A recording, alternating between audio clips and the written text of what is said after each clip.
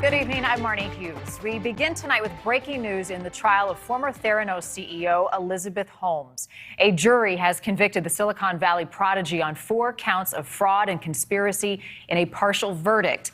This is a case in a trial that has fascinated much of the country, and it's complicated. A promising mind considered by many to be the next Steve Jobs of the medical world, who would then change the face of medicine.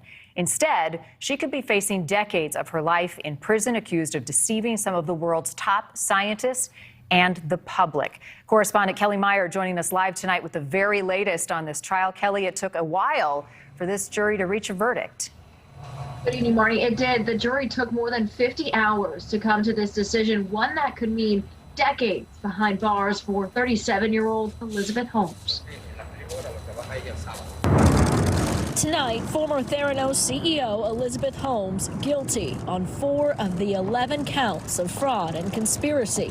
1 count of conspiracy to commit wire fraud against Theranos investors and 3 other counts of wire fraud against investors. Holmes found not guilty on the 4 other counts at her former blood testing startup. The jury deadlocked on 3 of the remaining counts, taking 50 hours to reach a verdict in the case that captivated the country.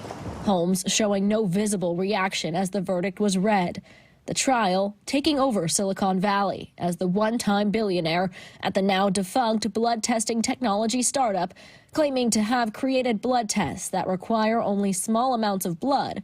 Those claims later proven to be false. Prosecutors say she intentionally duped investors and patients.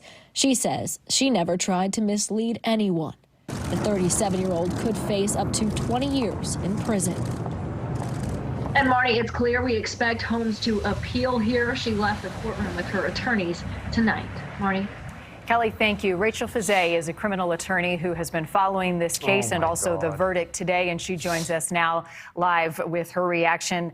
Rachel, few tech executives are charged with fraud. Even fewer are convicted. How significant is this more broadly and legally speaking? This is a significant verdict in that they were able to get through the technology and get through to the misrepresentations and show the fraud. That is a difficult case to make by the prosecutors. They often suspect fraud, but it is very hard to get from the intent to the actual misrepresentation to the investment and for the reliance that the investors must do to get to a fraud charge and a fraud conviction, as is here. So this is a very significant verdict. It was hard fought by the prosecutors and a difficult case to bring and win. It does appear that the jury was pretty conflicted on deliberations. I mean, we're talking about 50 hours, guilty on 4 counts, not guilty on 4 other similar counts, and couldn't reach a verdict on others. So conflicted, in fact, that the judge then issued this Allen charge instructing the jury to come to a verdict. So explain what that means and what must be going through the mind of the jury at that point.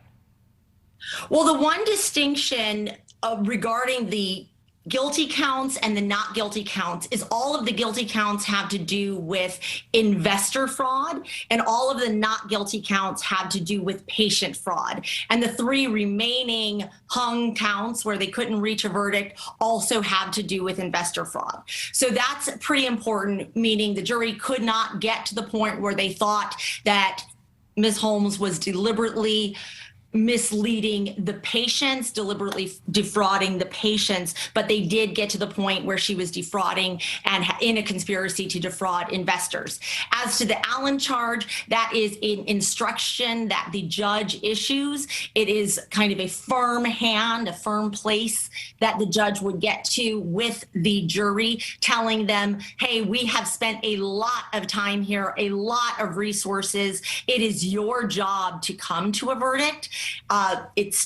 They did not, but that is what the judge was doing. He was trying to pretty much lay a heavy hand on the jury to get to a charge. Sometimes it's called a hammer inside of the courtroom. So that was what the judge was trying to get to. They did not reach the verdict on those 3. Frankly, I don't know if the prosecutor really needs those additional 3 guilty convictions. So essentially persuading the jury, we need a decision from you. It's been a lot of time. We've spent a lot of resources on this case. But how controversial is that? How often is the Allen charge used in cases? I know some states don't use it.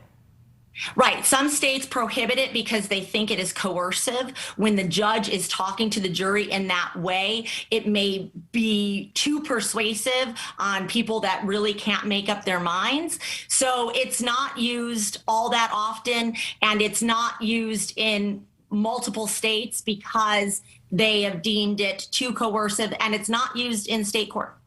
We do know, as we just heard, that she will likely appeal. Holmes will. She faces up to 20 years behind bars. She's been living in the lap of luxury for the last few years, at one point considered a billionaire on paper. So what factors will the judge be considering in determining sentencing in a case like this? Well, in this case, and what's important as it relates to the charges that they did convict her of, is it was those investor charges. And of those investor charges, it adds up to about $145 million relating to investor fraud. And that number is incredibly important because the amount of dollars that relates to the fraud is used in the sentencing guidelines as it relates to her sentence. So she could face up to 20 years for each of the 4 counts. Likely those will be served concurrently. And her sentencing guidelines kind of roughly are between 10 to 15 years on this $145 million of fraud. A lot of layers to this case. Rachel, as always, great to see you. Thank you. Thanks for watching. Click the red subscribe button below so you can get more of NewsNation's fact-driven, unbiased coverage.